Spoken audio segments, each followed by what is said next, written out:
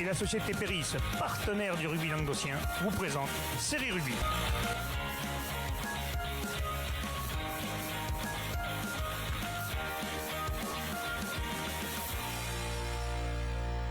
Bonjour et bienvenue sur Série Rugby, votre émission du rugby languedocien de la Régionale 3 à la Régionale 1 et même jusqu'à la Fédérale 1. Aujourd'hui, Casper 1, Casper 2. Je suis tout seul pour vous présenter les résultats des 32e de finale de Régional 3 et les 32e de Challenge de France, de Régional 3 également. Régional 2 et Régional 1, ils entrent en piste la semaine prochaine. On attaque tout de suite avec les résultats donc, du 32e du championnat de France. On attaque avec le Racing Club Ponteilla qui recevait Plan d'Orgon. Et c'est une victoire 35-7 pour les Catalans. Dans une première mi-temps globalement bien maîtrisée par Ponteilla, qui aurait pu scorer un peu plus avec plus de maîtrise. Ils ont quand même inscrit 3 essais, dont un doublé du pilier Saez à la 2e minute, assez rapidement, à la 23e minute, et un essai de Dredemi à la 28e. 2 pénalités plus une transformation de Juni vont clore le score à la mi-temps 23-0. En seconde période, Ponteilla va rajouter 2 essais supplémentaires par Juni et par Vela, tandis que Plan d'Orgon va inscrire un essai en fin de rencontre pour sauver l'honneur.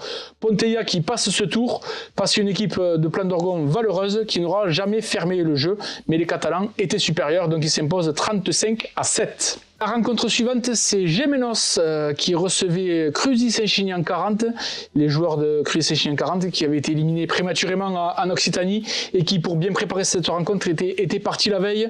Et ils ont bien attaqué la rencontre avec une pénalité assez rapide de Tony Calmel à la 6e minute de jeu.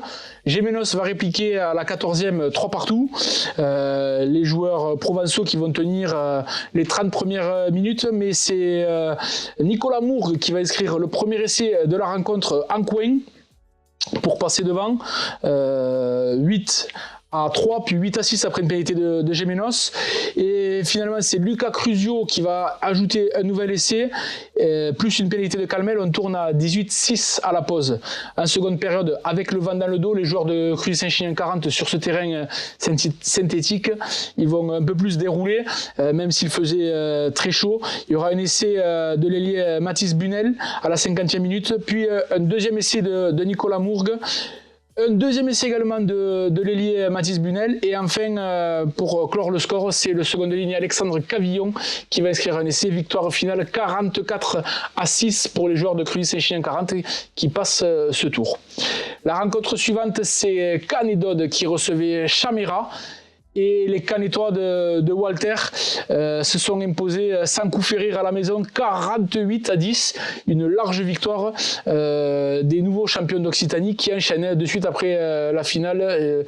Pas de repos pour toutes ces équipes qui enchaînent, tous ceux qui ont joué la finale, Vinassan, Bompas Piaville-Longue, Canet, Nissan, il n'y a pas eu de repos, ils ont enchaîné. Et là ça s'est un peu senti au premier quart d'heure pour les Audois qui ont eu un peu de mal à rentrer dans le match où ils ont été plutôt pénalisés avec 6 pénalités concédées. Mais petit à petit quand même ils vont retrouver leur marque, et c'est Tota qui va inscrire le premier essai un peu avant le quart d'heure de jeu. Il va y avoir après un essai de Sayan à la demi-heure plus des pénalités pour mener 17-3 à la pause, et en seconde période ils vont inscrire 4 essais supplémentaires, les Audois, notamment par Mestre à la 53e, un doublé pour Bastien Tota, un essai d'Alarcon et un essai de Bassoua, donc pour s'imposer 48-10. Et ça aurait pu même être un peu plus, mais le quintuple champion de France 2023, notre ami Sandranier, qui l'an dernier était licencié en début de saison à Corbière, donc triplé, et à Canet, donc doublé, et bien on va le voir, hein, il va s'échapper et il va palper le ballon juste à 3 mètres de la ligne tout seul au pied des poteaux. Donc bien entendu ce sera Cagoulin d'or pour cette semaine pour Sandranier, mais victoire quand même 48-10 pour les joueurs de Walter Langlade qui passent ce tour et qui affirment vraiment, qui confirment leur statut de favori quand même. On continue avec Nissan Colombier qui recevait la Ciotat. Et là aussi, une large victoire de Nissan Colombier devant un public nombreux à Nissan et la présence de l'école de rugby des Coteaux qui ont bien fait l'avant-match et qui ont fait la haie d'honneur pour accueillir les joueurs de Nissan Colombier. Nissan Colombier qui va bien entamer la rencontre, qui va marquer assez rapidement une pénalité par Guillaume Soum.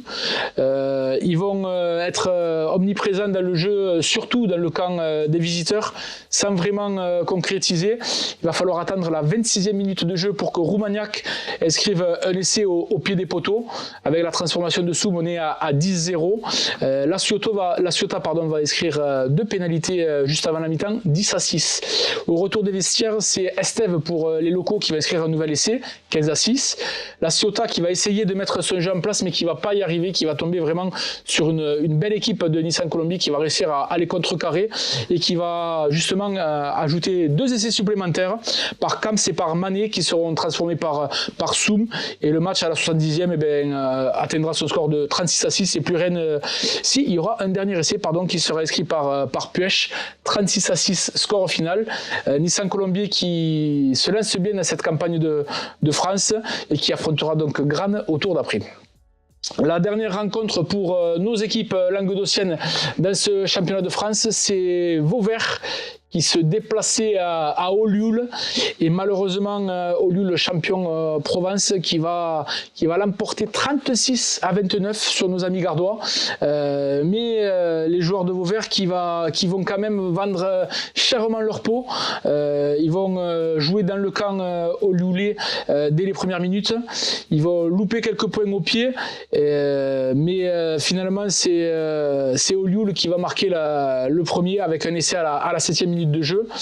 Les Vauverdois, chers à leur valeur, ne vont pas baisser les bras. Ils vont de nouveau retourner jouer dans le camp d'Olioul avec un essai de l'ailier Lafont suite à un bel enchaînement et un beau travail avant 3 quarts.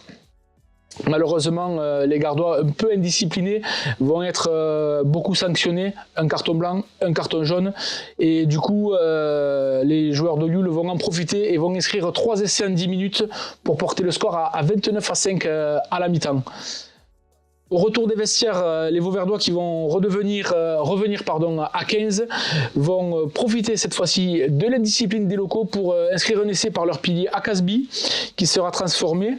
10 minutes plus tard, un nouveau carton blanc pour les locaux va permettre à Akasbi d'inscrire un doublé pour de nouveau transformé par Sirvan, et 2 minutes plus tard, le pilier Akasbi, 3e essai, vous avez bien entendu, donc avec cet essai, ils vont revenir à 29-24.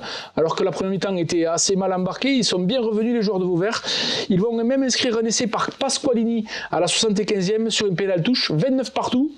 On approche de la fin du temps réglementaire, les prolongations se profilent, mais finalement à la dernière minute de jeu, ce sont les joueurs de Lille qui vont inscrire un essai juste avant la fin. Donc victoire finale 36-29, et à signaler le très bon arbitrage de Madame Palacios Marianne du comité Aura. On va passer maintenant au 32e de Challenge de France. Vinassan, titré Occitanie la semaine dernière face à Bonpass Plaville-Longue, recevait le rugby club du Golfe, et c'est une victoire 33-17 pour nos amis audois dans un match piège après une semaine où vous pensez bien que le titre a été bien fêté. Il y avait des absents, mais les Vinassanais vont bien entamer la rencontre avec un essai de leur 3e ligne centre Barthès après un gros travail des gros. Le rugby club du Golfe va égalisé suite à un coup de pied par-dessus, bien tapé par le numéro 10, repris par leur arrière Deschazeaux. Nouvel essai au doigt par Simon Thibault, dit Roncero, après un bon travail des avants. Et enfin, un essai d'Orient Claret, après une attaque de première main des 3 quarts pour une mi-temps à 21-7 pour les locaux. En deuxième période, un faux rythme qui va s'installer, Vinassan qui va un peu lever le pied, et les visiteurs qui vont jouer tous les ballons, ils vont mettre 2 essais, tandis que les Vinassanais vont tout passer au pied, notamment par leurs buteurs De La Fuente et Uald. une bonne équipe visiteuse avec un très bon demi d'ouverture, un très bon arrière, et les joueurs Vunasane qui ont eu un petit avertissement là sur cette deuxième période, mais qui avaient une belle avance qui leur a permis de l'emporter. Une petite dédicace pour la mascotte de l'équipe qui manque beaucoup à Romain et à Enzo, c'est Lily. Ne vous inquiétez pas, c'est pas une petite fille, c'est une petite chèvre. Apparemment, Romain et Enzo sont assez tristes de ne plus la voir. Et à noter les belles roulades de Max après un match quand même pas exceptionnel, mais une belle troisième mi-temps. La rencontre suivante, ce sont les finalistes catalans malheureux de la semaine dernière qui recevaient le Plateau de Sceaux. Et c'est une victoire 29-17 pour les Catalans, dans une rencontre où il y a eu beaucoup de choc et de joueurs qui tiraient un peu la langue après cette rencontre, parce qu'il ne faut pas oublier que là, nos petits joueurs de Régional 3, comme on dit, ils enchaînent une douzaine de matchs, ceux qui ont fait les finales sans arrêter, sans pause. Donc les organismes ils commencent à être mis à rude épreuve. Mais les Catalans qui ont réussi quand même à s'imposer, notamment avec un doublé de leur capitaine Sabardey, qui avait été déjà très en vue lors de la finale du challenge. Et là, il a réinscrit de nouveau 2 essais, et c'est un bon tour de passé pour Bompas Piaville-Blanc dans un match dans un très bon état d'esprit. Quelques blessés du côté du Plateau de Sceaux, le Plateau de Sceaux qui achève son histoire cette année, et l'année prochaine ils repartiront en entente avec d'autres villages, donc il y avait un peu de tristesse de s'arrêter aussitôt, mais on leur souhaite en tout cas une bonne continuation aux 2 équipes, une l'année prochaine, et à nos amis catalans qu'ils aillent le plus loin possible. La rencontre suivante, c'est la Grande Motte qui allait au RC Saint-Jean-du-Var, et nos amis Grand-Motois qui se sont imposés 28-26. Celle-là, même si on ne présumait pas de leur chance, en tout cas, elle fait très plaisir. Un représentant de plus qui passe un tour, malgré une entame catastrophique où ils vont prendre un essai assez rapidement par Dole, côté Saint-Jean-du-Var. Ils vont revenir petit à petit au score grâce à l'arrière et buteur Brian Baron, qui va mettre 2 pénalités, donc 7-6. Et en plus, ils vont encaisser un second essai par Tomasini à la demi-heure de jeu. Heureusement pour les visiteurs, donc ils vont réussir à inscrire par l'intermédiaire de leur capitaine Olivier Salle un essai, 20-13 à la mi-temps. En seconde période, les joueurs de la Grande Motte, les Sharks, vont revenir avec de meilleures intentions et ils vont réussir à mettre leur jeu en place en jouant debout, en traversant le premier rideau. Ils vont inscrire un essai un peu avant l'heure de jeu par Bourriquel. Leur indiscipline va leur coûter un peu cher, mais ils vont maintenir les joueurs de Saint-Jean-du-Var dans le match, mais ils vont rien lâcher jusqu'au bout et ils vont inscrire l'essai de la victoire par Loïc Ollier, juste avant la fin de la rencontre. Une victoire étriquée mais quand même logique. Sans un si mauvais début de match, ils auraient pu s'assurer une rencontre plus paisible, les joueurs de la Grande Motte. En tout cas, ils passent un tour supplémentaire et se qualifient pour les 16e. Et la rencontre suivante opposait 2 représentants languedociens et catalans, donc c'est l'Entente du Haut-Val-Espire qui recevait Vandargue. C'est une victoire des Catalans de l'Entente 25-0. Même si Vandargue dominait les 10 premières minutes et décidait de ne pas prendre les points et tenter de marquer sur pénal touche sans succès, c'est Onofri, l'ailier de l'Entente au Val-Espire, un serial marqueur qui marque souvent des essais, qui va très bien jouer son 1 contre 1 face à l'arrière de Vandargue et inscrire le premier essai. 3 minutes plus tard, c'est un nouvel essai pour les locaux, 10-0 au quart d'heure de jeu.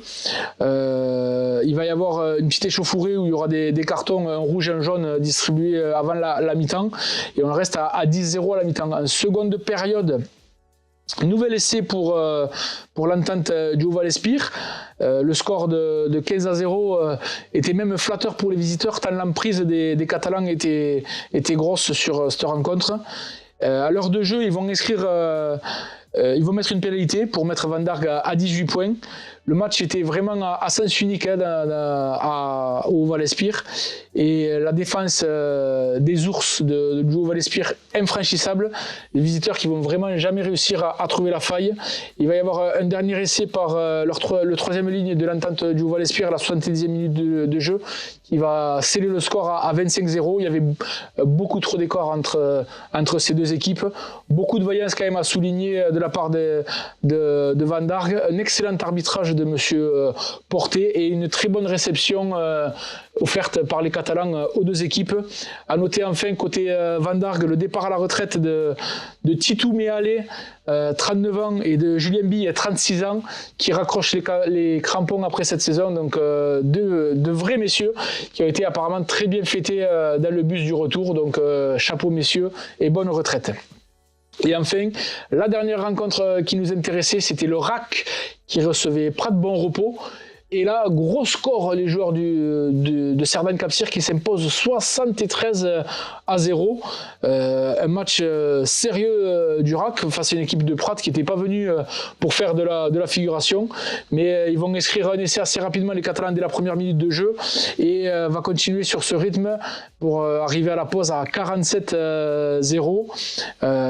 Même si Prat Bon Repos, au retour des vestiaires, va se montrer dangereux pendant une dizaine de minutes, finalement, quand le RAC va remettre la main sur le ballon, ils vont continuer leur marche avant et inscrire 4 essais de plus pour porter la marque donc à 73-0.